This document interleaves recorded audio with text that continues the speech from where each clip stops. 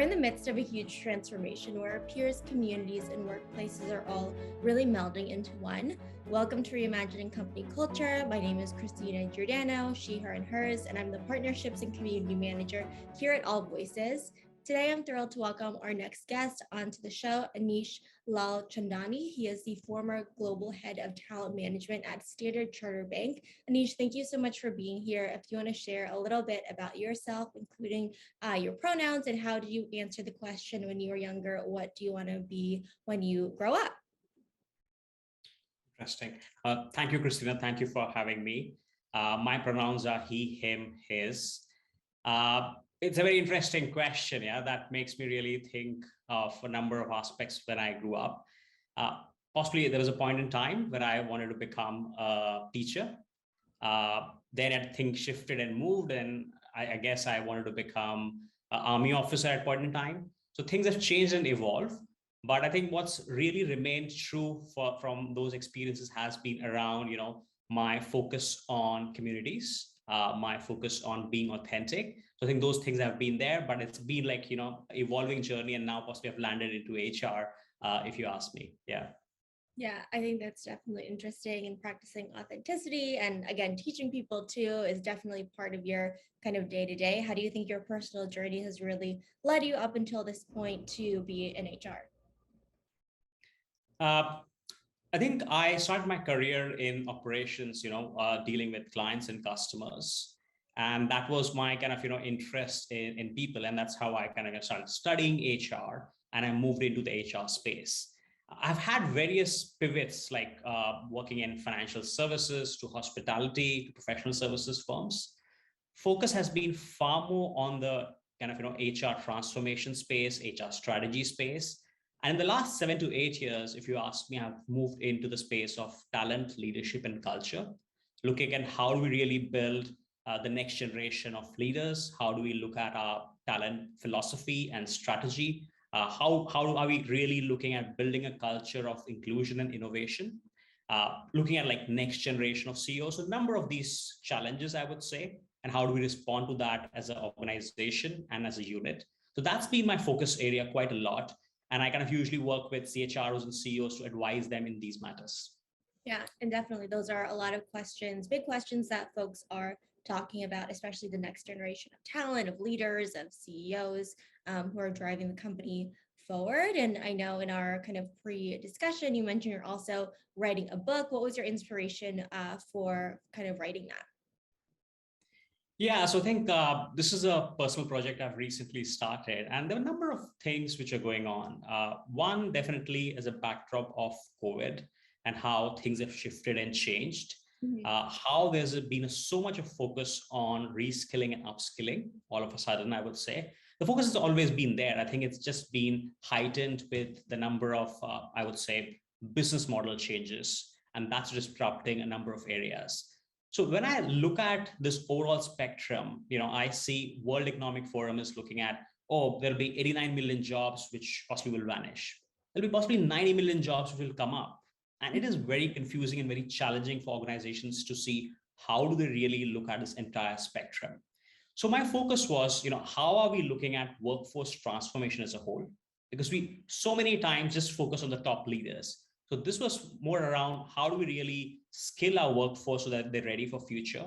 And in that context, I started looking at what are the different ways people are approaching it, looking at different organizations who are really trying to solve this. But there are many organizations who are really struggling to go on this journey. So the focus was how do we really look at practical ways from a strategy point of view as well as application so that we can really build a future ready workforce. So there are some interesting ideas and research which is going on this topic, and I'm kind of looking at how do I develop that into a kind of a playbook which will be useful for people who are looking at a business case where they can upskill, or how they can really apply some of the upskilling for workforce. I think that's a really great topic. And for those who aren't really familiar with the terms like reskilling and upskilling, how do you kind of describe those? So there are different definitions, I would say, people usually look at it. A lot of people say it's like, upskilling within the same job where the nature of job is changing a bit. And reskilling can be entirely looking at, changing your career or changing your domain. And I also see an emotional response of this from a number of people whom I have been interviewing. When especially you use the word reskilling, actually it feels a bit threatening to many people because Yeah. it feels like starting from scratch. Yeah. So in Mhm. my definition, I think upskilling is a far better word because you have a few skills you'll always carry forward in your new job. Even if you're moving from a function to a B function, which is totally different, you still have a number of skills which are like, fungible, which can be moved. And in a way, you're upskilling. Mhm. So yeah, I think there are different definitions. I would possibly say upskilling is a far more inclusive and a better way of, saying that. Yeah, I love that. I think that's so important. And thanks for kind of providing that context as well. I think a lot of people are thinking about resources for upskilling at their organization as well. And when we're talking about workplace transformation, we know that change doesn't happen overnight, but it is kind of thinking about that long term sustainable strategy that is important. And a lot of folks have been talking about, especially over these past 2 years with many, many large challenges, there's also an opportunity for innovation. So I wanted to ask you, what does, true innovation in HR look like in practice? Can you share 1 to 2 examples of what you're kind of seeing out there today? Sure. I think we'll come to innovation, but your point is also important, the longer term strategy on skilling. I'll possibly touch base a bit upon that. And what we do see is that there is focus on skills, but there's a lot of focus on a very short-sighted view of how do we really do skill building. And skill building is a longer term process. People need to possibly take months and weeks to really be upskilled, if you ask me. And I think that's the shift we need to look at it is how do we really look at upskilling as an ongoing journey? How do we really not, how we do not do upskilling as a lip service, but really live that, really make it more inclusive, really kind of look at all our employees. And in that context, if we look at strategy and we look at innovation within HR space, there are a number of interesting strands which kind of connect around those aspects as well.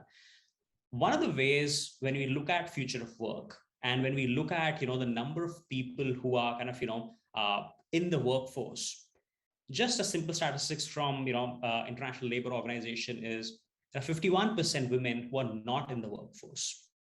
Yeah. So you can imagine, what are we really missing out from an overall talent pool? And the real innovation I would like to see is how can technology help to bridge that gap? How can technology really help to bring all those people together in a same level playing field, same platform where they have far more access to jobs and opportunities? So I think that is a kind of innovation I would really want to see. And there are a number of areas where that is happening, but it's at a very small scale at this stage, I would say. There's a lot of discussion on AI and hiring. Yeah, that's another interesting area where it comes up is, there's so much of bias as we are building these AI algorithms, and that's what is really helping us in hiring, just not really helpful. That's true. I think if we really need to look at innovation, we need to see how AI can actually help in hiring, how AI can actually start looking at how jobs can be deconstructed, and we start using a lens of skills. Yeah. So as I earlier said, everyone has a few skills which they will carry forward in their next jobs. How can we really understand that better? That's what innovation would look like, if you ask me. But the key is, I guess, in the HR lands of innovation, the main focus needs to be around mindset and habits. Yeah. So technology, great enabler, but then we really need to start building that mindset where people start looking at different ideas, different tool, different approaches, and people start to kind of really experiment and be agile in the nature, because a lot of this innovation, there's no real kind of structure or playbook around these aspects. So it has to be iterative in nature. And that's where organizations need to create that platform where people can actually, experiment some of these new ideas and bring those products or services to life, I would say. Yeah, it's definitely that sweet spot of not relying on technology, but using it to make kind of your strategy more efficient, and then thinking about habits and processes and the day to day as well in terms of mindset. And you mentioned kind of lip service as well in terms of transformation. And there's been a lot of talk around kind of that performative nature versus actual change with diversity, equity, and inclusion. And I wanted to ask, in your experience, what is really important to ensure that all employees at a company, especially in a remote first world, which is what we're kind of seeing a lot of large companies move to as well, feel really included and that they belong in the culture and that they can do their best work? So I think there are a number of challenges because of COVID. Either it's remote first. I think the bigger challenge actually is hybrid.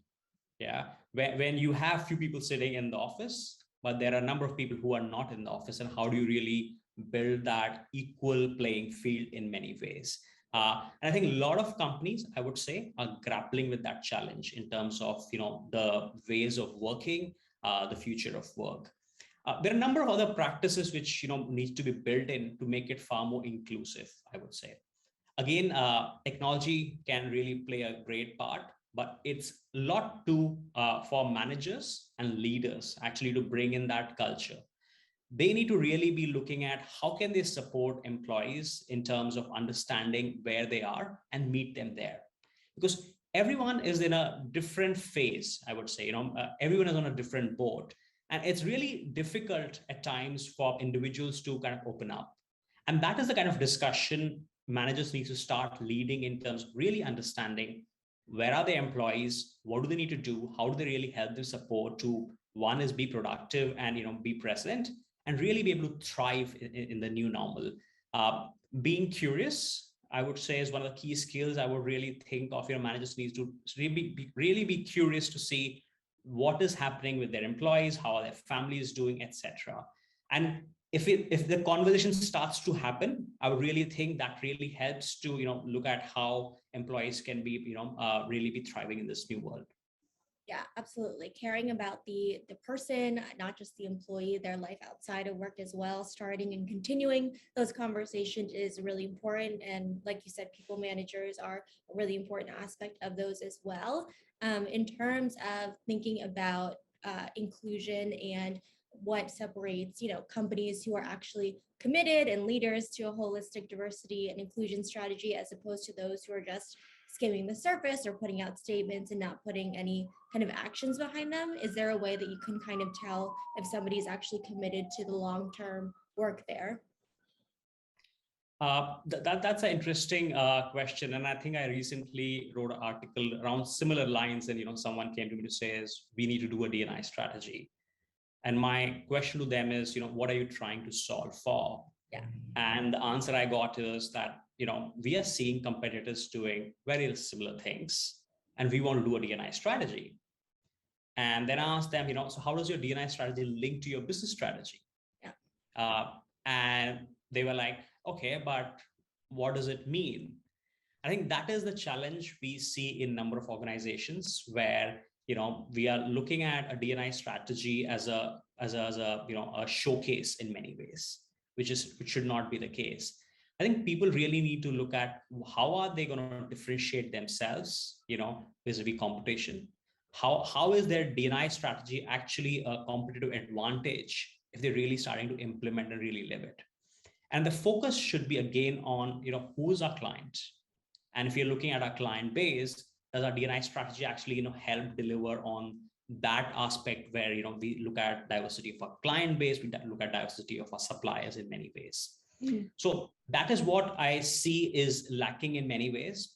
And if you look at different regions and countries, Asia, I would really think is where it's developing a bit further now. Awareness is building up. People are really starting to look and understand, why do we need to do this? I think that is the big question to ask before we start saying, what do we need to do? Because number of what's is there, a lot of best practices people start copying, which is great, but they really need to understand why do they need to do that? And that will really differentiate them. And really they can talk about the company purpose and what's the D&I strategy. Yeah. So it is developing a bit further, I see. And I think, in different regions and countries, yes, I think it's a different pace where it's going. But overall, as people start getting far more aware, they start looking at all the research which is out there in terms of the impact your D&I strategy and really, implementing that can have on business. That will really, take it to the next level, I would say.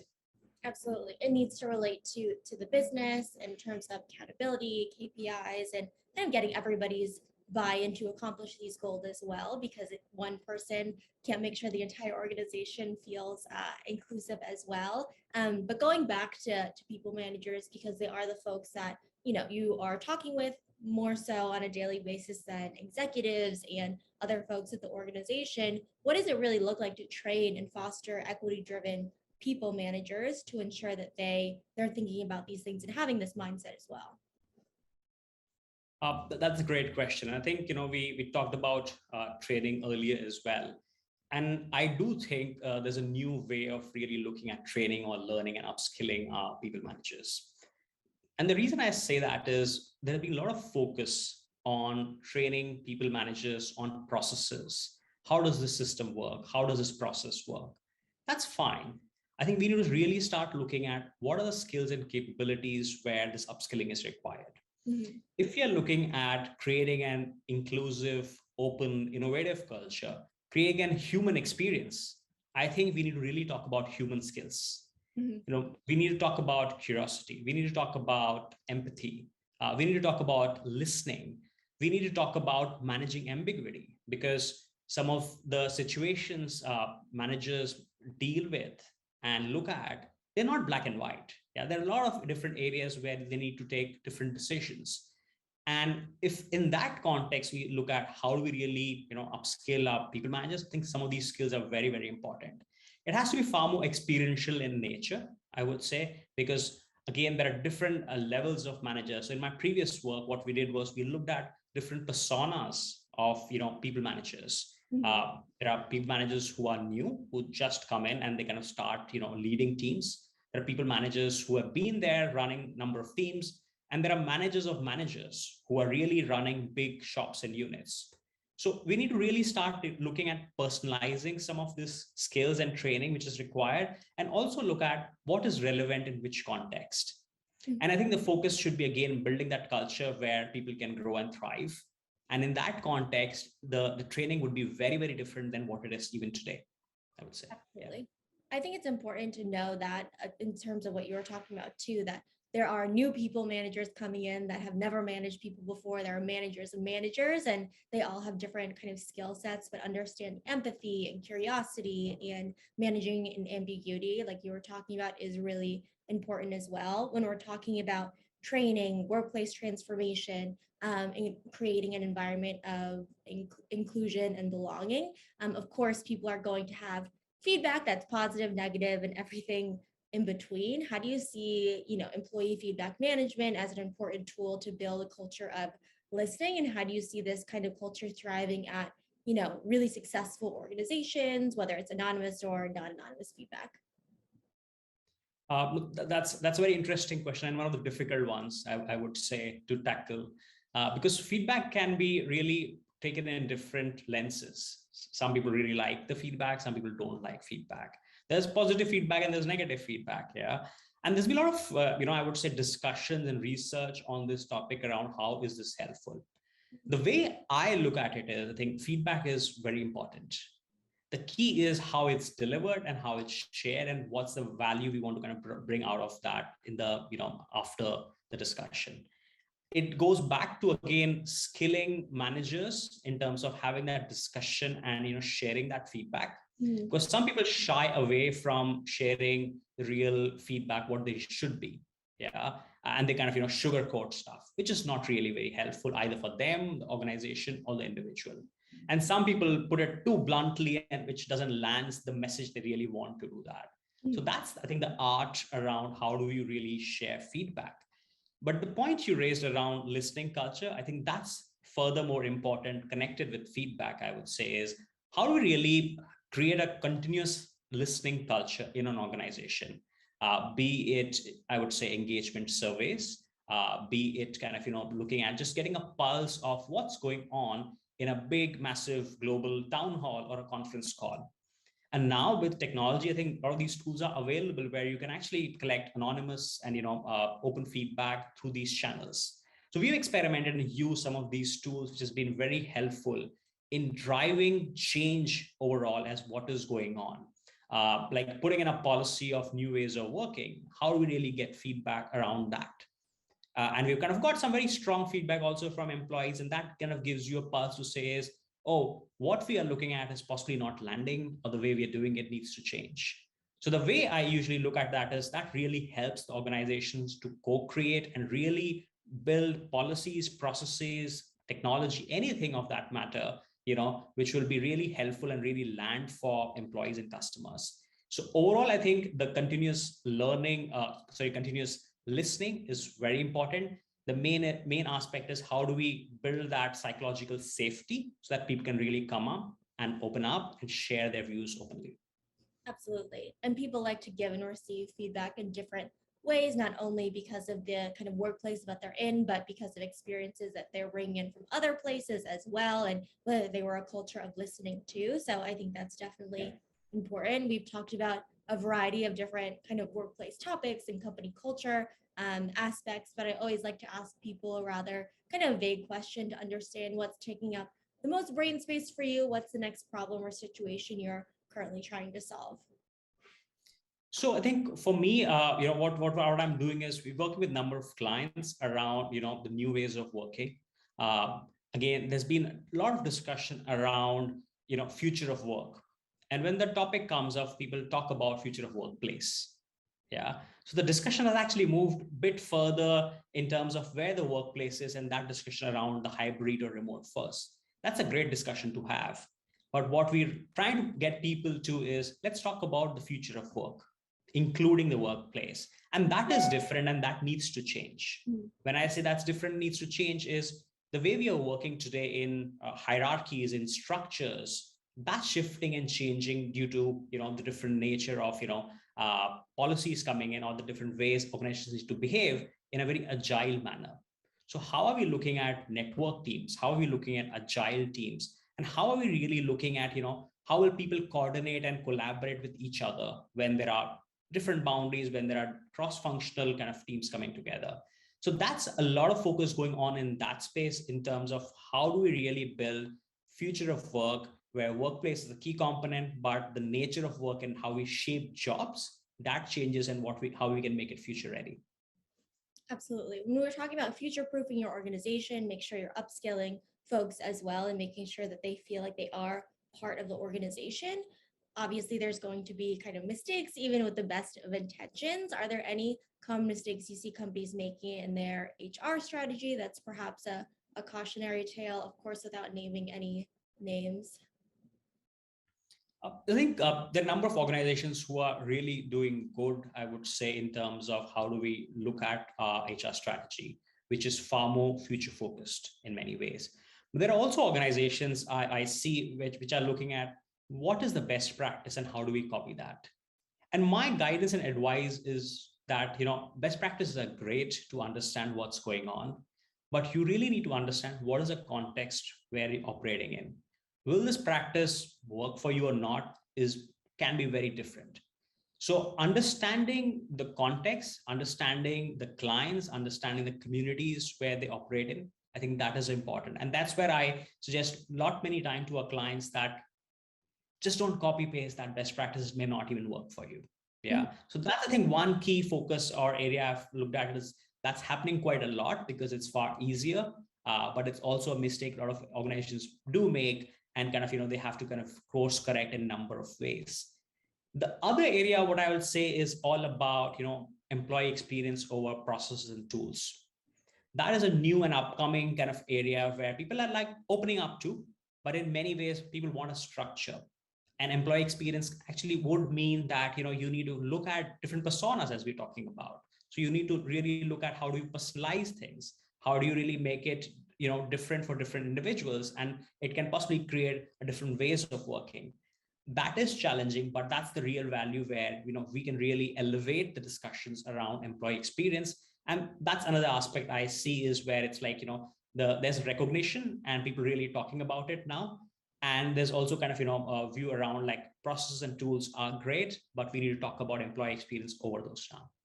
Absolutely. I think a lot of folks are talking about personalization and customization in the employee experience because everybody is different. Everybody has a different life outside of work as well. And kind of meeting folks where they are with resources, with that customization is important. Anish, is there anything that I either didn't ask that you want to share with folks who are listening, or maybe a key insight you want to underline or underscore for listeners that you hope, they bring with them after listening to our conversation? I think, Kristen, it's been a great conversation. I think we've covered a number of topics. But one key thing I usually focus on is how do we really build a sustainable, culture where talent, can grow and thrive. We talked about, upskilling. How do we look at that in a holistic way where we can create an ecosystem of upskilling? And it's only not about, HR. I think the focus really needs to be around, people, planet, and purpose. And that's how I see that sustainability agenda with the D&I agenda and people agenda really makes it a winning agenda, I would say. Yeah. Absolutely. People, planet, and purpose. I love it. That's a good call to action to end up our conversation. Anish, thank you so much for being on Reimagining Company Culture. Thank you so much. Of course, and as a reminder for folks who are listening at AllVoices, we really believe in that employee feedback management as a requirement for the company to succeed on a whole. Have a good rest of your afternoon, everyone.